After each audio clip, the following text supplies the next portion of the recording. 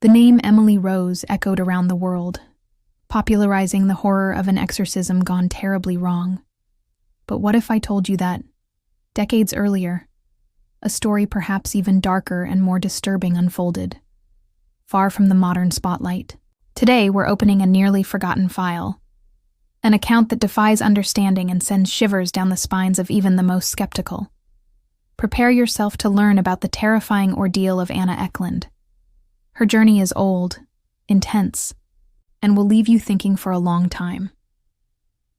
If you're fascinated by mysteries bordering on the inexplicable and stories that test the limits of our reality, you've found your place. Welcome to Case Closed. Here, we dive deep into the strangest and most frightening cases. To make sure you don't miss any investigation, subscribe here to Case Closed, click the notification bell, give us a thumbs up to support our work, and, of course, tell us in the comments, what other sinister case would you like to see us unravel here? Now, let's go back in time, to Wisconsin, United States, the year 1882. This is where our protagonist is born, a girl known as Anna Ecklund, to protect her identity at the time, although her real name can be found today with some research. Anna grew up in a home of contrasts. Her mother, a German immigrant, was deeply Catholic, devoted to her faith. Her father, on the other hand, also from Germany, despised religion and made no secret of it. Despite her father's resistance, young Anna attended church with her mother, participated in activities, and had her circle of friends there. Faith was the center of her world. But shadows loomed over the family. Her father had a reputation as an alcoholic, and worse, there were rumors of an extramarital affair with his own sister-in-law, Anna's aunt, named Mina. And Mina was no ordinary figure. The neighborhood feared her, whispering that she practiced black magic, a true witch in the community's eyes. Tragedy struck around 1890 with the death of Anna's mother. The loss was devastating, and discovering that her father's affair with Aunt Mina had existed before and continued afterward was a brutal blow to the young girl. There are also dark whispers, never confirmed, about possible abuse of Anna by her father during her childhood, a detail that will gain sinister resonance later. It's also said that he openly mocked priests in the church and even allegedly cursed a priest before he died. Despite this toxic family environment, Anna was described as a good, cheerful girl surrounded by friends. Her life followed a normal course until she turned 14. It was then, at age 14, that Anna's life took a dark and unexpected turn. That sacred space, the church that once represented comfort and community, suddenly transformed into a source of inexplicable physical torment. A deep unease washed over her upon crossing the threshold, a persistent nausea that made it impossible to remain inside. It wasn't just discomfort, it was a visceral revulsion. The situation escalated with frightening speed. Attempts to force her to attend resulted in paralyzing panic attacks, complete with tremors, shortness of breath, and an overwhelming fear that no one could comprehend. The once cheerful and sociable young woman began to withdraw, and then the intrusive thoughts came, frightening even to herself. Shockingly violent images bubbled up in her mind, focusing with disturbing frequency on the figure of the local priest. They were aggressive impulses, ideas of desecration that horrified her. She desired to break sacred objects, defile the holy, water fonts, an agonizing contradiction for someone raised in the faith. The family, confused and perhaps in denial about the severity, interpreted it all as a difficult phase, a more intense teenage rebellion. They continued insisting on church attendance, believing that discipline and religious routine would bring her back to the right path. Little did they know the internal battle Anna was waging. The peak of public embarrassment occurred at the most sacred moment, communion. As she approached to receive the host, her body reacted with uncontrollable violence. She would vomit profusely, right there, in the church aisle, before the horrified congregation. The humiliation was excruciating, the shame for the family indescribable. the sweet, popular girl had transformed, in the community's eyes, into someone repulsive, whose behavior was an inexplicable affront. The silent judgment and stares of astonishment only deepened her isolation. Faced with the persistence and physical nature of some symptoms, the hypothesis of an illness began to gain ground. Both the family and the church leadership agreed to allow Anna to temporarily withdraw from religious activities, hoping that rest would bring some improvement. However, the strategy had the opposite effect. Removed from her social circle and the structure she knew, Anna sank even deeper. The forced isolation created space for a profound and dark depression, where her internal fears and anxieties had even more room to grow. And it was in this vacuum of isolation and depression that another disturbing symptom emerged, adding a layer of confusion and shame. Anna began to be assaulted by sexual thoughts and impulses of overwhelming intensity, something considered not just atypical, but scandalous for a young single woman in that puritanical society. They were desires that seemed to come from outside, alien to her own nature, leaving her frightened and feeling dirty. She fought against them, not understanding their origin, feeling a terrifying loss of control over her own mind and body. The frustration of this internal struggle was immense. All this accumulated anguish, the religious revulsion, the violent thoughts, the unwanted sexual impulses, the depression and the isolation, overflowed into terrible fits of rage. They were disproportionate and frightening explosions of anger. Anna would scream, utter vulgar curses she would never normally use, break objects, act with an aggression that shocked those who knew her. Naturally, people began to distance themselves, afraid of these unpredictable reactions. The vicious cycle closed. The stranger her behavior, the more isolated she became. The more isolated, the worse her mental state grew. Perhaps the most disconcerting aspect, and one that fueled suspicions of feigning, was the amnesia that followed these episodes. When the fury passed and calm or exhaustion returned, Anna had absolutely no recollection of what she had said or done. It was like waking from a nightmare. She would see the destruction around her, the fear stamped on her family's faces, and ask with genuine confusion, "What happened? Why are you like this?" This apparent lack of memory was met with skepticism. To others, it seemed like a convenient excuse, a well-rehearsed act to avoid responsibility for her destructive behavior. The lack of understanding only widened the chasm between her and the world. Her father, despite his religious skepticism, saw his daughter's suffering and the deteriorating situation. Desperate for answers, he began a pilgrimage through doctors' offices. General practitioners, specialists, and even the few psychiatrists of the era were consulted. The initial suspicion fell on the trauma of grieving for her mother, perhaps an extreme and delayed reaction. However, test after test, evaluation after evaluation, the verdict was always the same. Clinically, Anna appeared normal. Frustration grew with each visit. The crucial problem was that, in the calm and formal presence of the doctors, the most bizarre and violent symptoms simply did not manifest. The doctors listened to the family's increasingly desperate accounts, but saw before them an apparently lucid young woman, though perhaps depressed. The medicine of the early 20th century, with its limited tools for diagnosing complex mental disorders, simply had no answers. The family felt helpless, caught between the inexplicable and the lack of concrete help. With conventional medicine proving ineffective, the situation at home only worsened.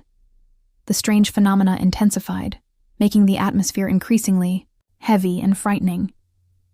The turning point, which began to push purely psychological or medical explanations aside in the family's mind, was when Anna started speaking. It wasn't just disconnected words. They were complete, articulated sentences in perfect Latin, a liturgical and academic language that she, a young woman of simple upbringing in Wisconsin, had never had the opportunity to learn. Hearing those strange words coming out of her mouth, often with an intonation that didn't seem like hers, sent chills down their spines. the tension within the house became almost unbearable. And it was in this climate of fear and helplessness that Aunt Mina, that controversial figure, feared by the community and linked to Anna's father, intervened with her own explanation. Mina, with her reputation for dealing with the occult, whether real knowledge of esoteric practices or just the fame surrounding her, didn't hesitate. Observing the symptoms, especially the aversion to the sacred and the speaking in unknown tongues, she delivered the verdict that many perhaps already secretly feared. Anna wasn't sick. Anna was possessed by demons. In that cultural and temporal context, where science didn't yet explain everything and faith permeated daily life, possession was a real category, a plausible explanation, almost a reflex, for what defied ordinary understanding. Mina's word, however controversial, gave a name to the terror.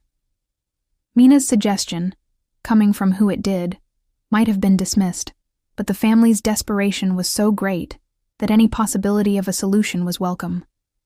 Furthermore, the symptoms themselves seemed to point in that direction. Thus, clinging to the supernatural explanation, the family decided to seek help where medicine had failed, in the church. The search led them to Father Theophilos Reisinger, a name already circulating in Catholic circles associated with difficult cases, including suspected possessions and the performance of exorcisms. Reisinger was a Capuchin priest, known for his piety, but also for his methodical approach. He was not a credulous fanatic, but someone who investigated before acting. Accepting Anna Ecklund's case, however, would launch him from relative obscurity into the center of one of the most documented and debated exorcism accounts of the 20th century. His life, and Anna's, were about to intertwine dramatically. Unlike medicine, which couldn't observe the phenomena, Father Reisinger had more direct and prolonged contact with Anna. And he was methodical. Before even considering an exorcism, he spent time observing, talking, when possible, and conducting discreet tests, many of which were standard church procedures for discerning between mental illness and evil influence. And what he witnessed convinced him that something extraordinary was occurring. He saw with his own eyes Anna's violent aversion to crucifixes, relics, holy water, objects that should bring comfort to a Catholic. He heard her not only speak Latin but also fragments of Hebrew, Italian, and Polish, languages she had never been exposed to, a phenomenon known as xenoglossia, considered a strong indication of possession. He noted the paradoxical reaction. While formal prayers in Latin agitated her violently, at other times, an other voice speaking through her could use the same Latin to answer questions or mock the priest. The reaction to holy water was particularly dramatic. A simple sprinkle, or the proximity of a container with the sacramental liquid, provoked screams, contortions, and extreme physical repulsion. But Reisinger was skeptical of purely psychological or suggestible reactions. He needed more concrete proof. He then performed a classic test. He prepared 2 identical containers, one with holy water and the other with ordinary tap water. Without Anna knowing which was which, he approached her alternately with both. The reaction was instantaneous and differentiated. The ordinary water provoked nothing, but the approach of the holy water triggered the usual fury and panic. For the priest, this clear distinction, this ability to discern the sacred even when visually deceived, was confirmation that it was not hysteria or simulation. It was the proof he needed to request permission to perform the rite of exorcism. With the evidence gathered and permission from his ecclesiastical superiors, Father Reisinger prepared for the confrontation. On June 19, 1912, the first formal exorcism of Anna Ecklund was performed. It's striking to note her age at that moment, 30 years old, a lifetime since adolescence, marked by that growing torment. More than 15 long years of suffering, misunderstanding, isolation, and fruitless searching for help before this drastic intervention occurred. This demystifies the cinematic idea that possessions are identified and resolved quickly. In reality, as in Anna's case, It can be a slow, painful process fraught with doubt. The first ritual, though certainly traumatic, seemed to bring the expected relief. After the prayers and confrontations, Anna showed significant improvement. The most extreme symptoms subsided. Her former personality seemed to return. For a few years, she experienced relative peace, a normality that had long been stolen from her.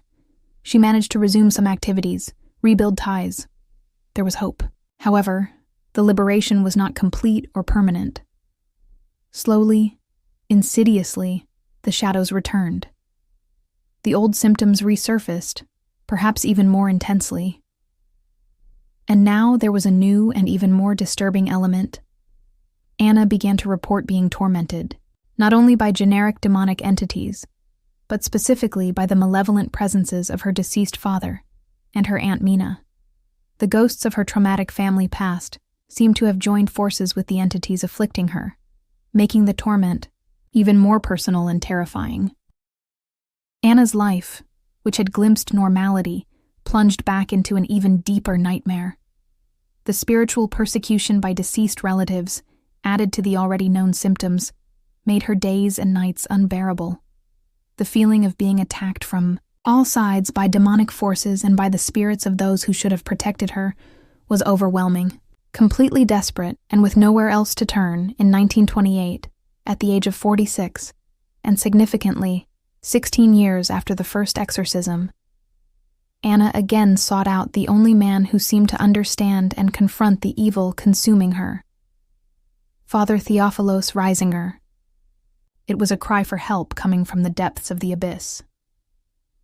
Father Reisinger, upon meeting Anna again, immediately realized the gravity of the situation. The years that had passed since their first encounter had made him more experienced.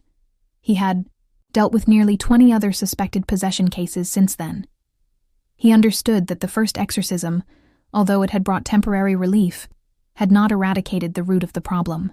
The infestation, as the Church sometimes describes it, had returned with full force, possibly strengthened or with new entities involved, including the alleged presences of the relatives. Reisinger felt he was facing an exceptionally powerful and cunning spiritual adversary. He knew that a new confrontation would require more than he alone could offer. He would need help from other clergy, a safe and isolated place where the ritual could occur without interruptions or risks to the community, and intense spiritual preparation from everyone involved. The battle ahead would be long and perilous. He contacted a trusted friend, Father Joseph Steiger, who managed the remote parish of St. Joseph in Erling, Iowa. The location seemed ideal. It had an adjacent Franciscan convent, inhabited by dedicated nuns, was far from urban centers, ensuring the necessary privacy for such an intense and potentially scandalous ritual. Reisinger presented the case to Steiger, who, despite initial reservations given the described severity, agreed to help and offer the convent space. There was also a spiritual strategy in the move. Taking Anna to a consecrated and unfamiliar environment could, according to belief, disorient or weaken the possessing entities linked to her original family environment. On August 18, 1928, Anna, Ecklund, now a middle-aged woman marked by decades of suffering, arrived discreetly at St. Joseph's Parish. Only a very restricted circle of people knew the real reason for her stay. The terror, however, did not respect discretion. Almost immediately, a trivial incident triggered the supernatural fury. A well-intentioned convent employee, perhaps following instructions or on his own initiative, decided to add a few drops of holy water to the food prepared for Anna. The reaction was explosive and animalistic. The previously quiet woman transformed, her eyes flashing with hatred. She began acting like a cornered animal, growling, hissing, emitting terrifying guttural sounds, and violently refusing to touch the contaminated food. It was a dark omen of what was to come. The second exorcism began a few days later, and it would be an ordeal that would forever mark everyone involved. Aware of the case's intensity, Reisinger planned the ritual in phases, knowing it wouldn't be resolved in a single day.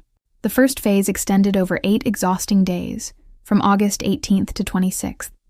The team was small but dedicated, the 2 priests leading the prayers, a group of nuns from the convent acting as indispensable assistants, responsible for caring for Anna, maintaining the environment, and crucially, helping to physically restrain her, and a few trusted lay staff members.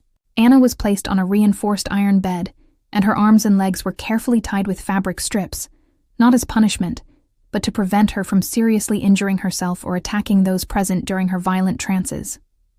Even so, the high strength she displayed was enormous, requiring the nuns to use all their weight and energy to keep her on the bed during peak agitation. As soon as the prayers of the formal ritual began, chanted in Latin by the priests, Anna seemed to lose consciousness, entering a deep trance state. Eyewitnesses, priests and nuns whose accounts were later compiled, claim she remained in this state of apparent unconsciousness for most of these initial sessions. But the body was not inert. The most shocking phenomenon reported during this period was levitation. Even fainted and tied down, her body reportedly rose horizontally from the bed, floating several inches high, moving slowly towards the room's door, as if pulled by an invisible force. Terrified but following the priest's instructions, the nuns struggled to bring the floating body back to the bed. Upon being placed back on the cot, the reaction was immediate. Anna began to howl. It wasn't a human cry or scream. Witnesses described it as a horrifying sound, a cacophony of roars, yelps, and grunts that seemed to emanate from an entire pack of wild beasts.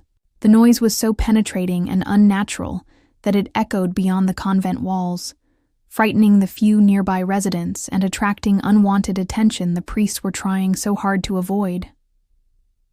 During these brutal sessions, the violence wasn't just auditory or self-directed. The priests, the primary targets of the entities, suffered direct attacks. They reported being scratched, pushed, spat upon, and bombarded with a torrent of unimaginable blasphemies and insults. Anna herself endured extreme physical suffering. Besides the violent agitation, she vomited and evacuated on the bed repeatedly, almost continuously. The amount was so absurd, far beyond what would be physically possible for someone barely eating, that the priests saw it as a preternatural phenomenon, an attempt by the enemy to make the environment physically unbearable, to defile the sacred and force surrender through disgust and exhaustion. The odor in the room became pestilential, a nauseating mixture that required heroic effort from the nuns to clean and maintain minimal hygiene, changing sheets and clothes dozens of times a day. Amidst the chaos, the priest tried to establish dialogue, following the precepts of the ritual which instruct to try and identify and command the entities. "How many are you who torment this servant of God?" they asked in Latin. The answer came through Anna's mouth, but with distorted, multiple, overlapping voices. "Many. We are legion. Who is your leader here?" The answer was given with a terrifying tone of pride. "Beelzebub commands." When they questioned the fate of Anna's father, the response was laden with scorn and contempt. "Foolish question, priest. He is damned for all eternity. He is not here with us, but burns where he deserves." They were responses clearly aimed at shocking, intimidating, and undermining the exorcist's faith. Other voices manifested, each with its own malevolent personality. One, sibilant and desperate, identified itself as Judas Iscariot, the betraying apostle. This voice incessantly incited Anna to despair and suicide. "End it. Take the rope. Surrender your soul. Come to hell with us. There is no hope for you." It was cruel psychological torture, exploiting any vulnerability Anna might have. And then, even more disturbingly, came the voices of those she had known. A voice claiming to be her father made a shocking confession, confirming the old rumors.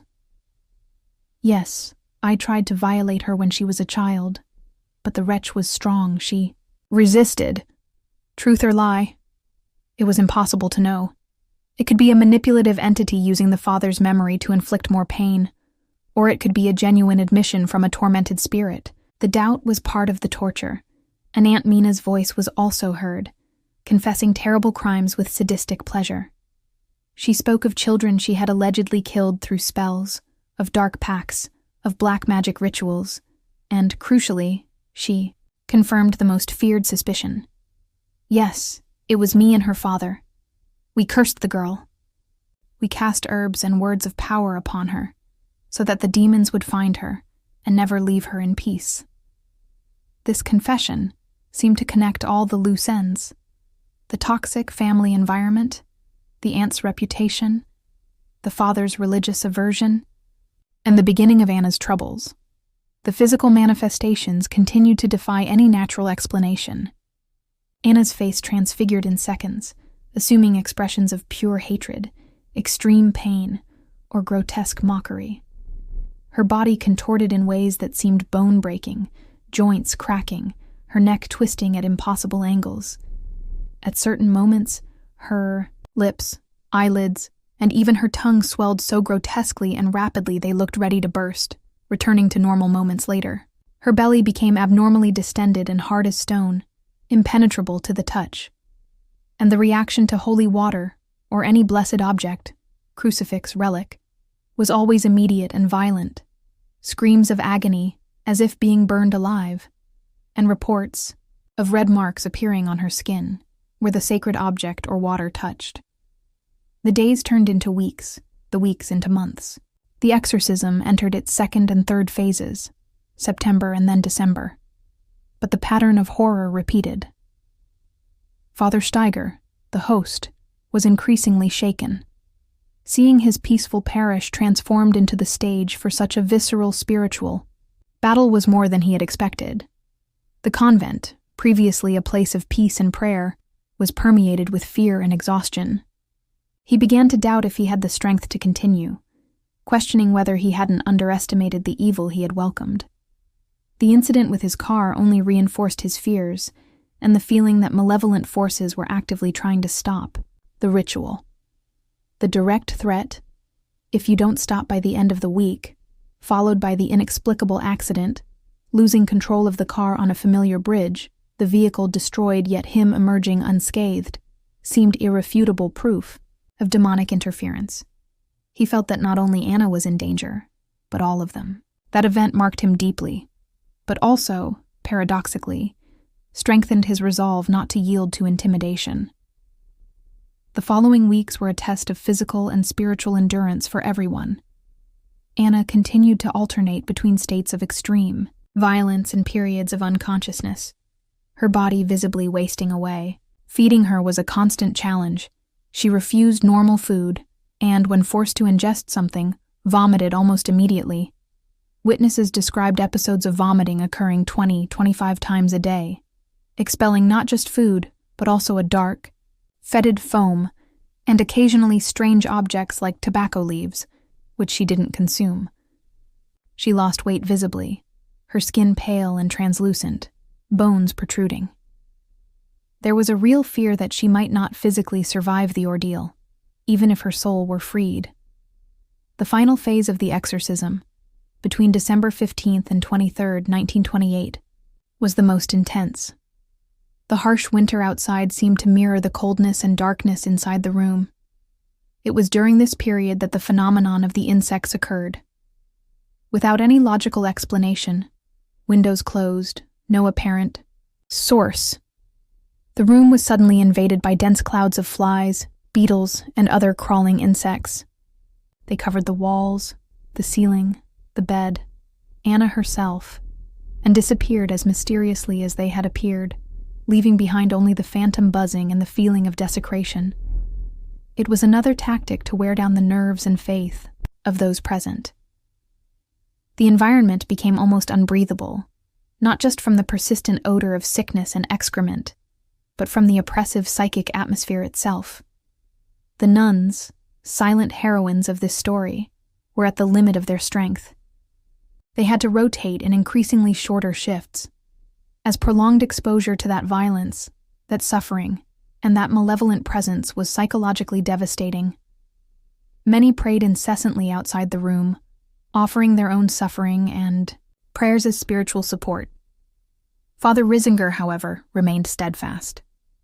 He was the one who spent the most hours beside Anna, leading the prayers, confronting the entities, offering words of encouragement and faith to the tormented woman in her rare moments of lucidity. With his experience, he began to notice a subtle, almost imperceptible change amidst the chaos. The manifestations, though still horrific, seemed to have a hint of desperation. The entity's responses became more repetitive, less articulate. Anna's physical strength in the attacks seemed to diminish slightly. He interpreted this as a sign that the enemy's resistance was weakening, that the continuous prayers and the team's faith were finally having an effect. Perseverance was crucial. And then, on December 23, 1928, on Christmas Eve, after nearly 6 months of incessant battle, the end came. It wasn't gradual.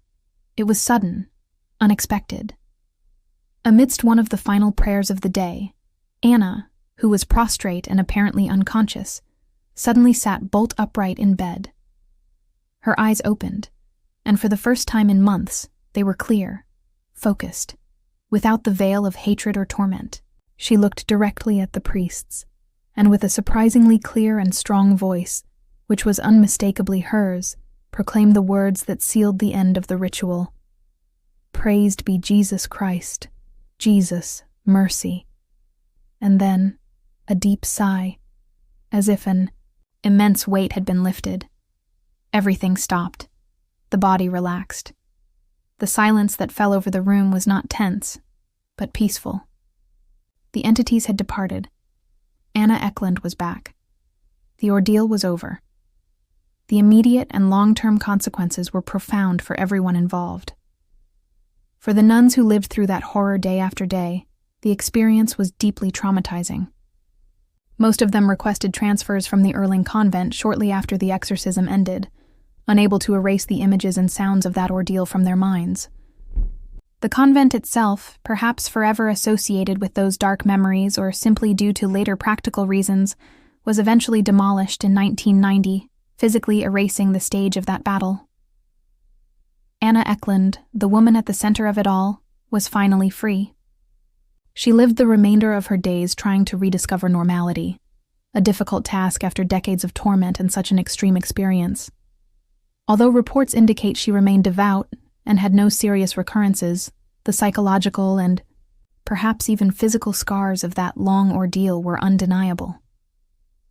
She lived discreetly, far from the spotlight her case would attract. Father Risinger, on the other hand, saw his notoriety grow exponentially.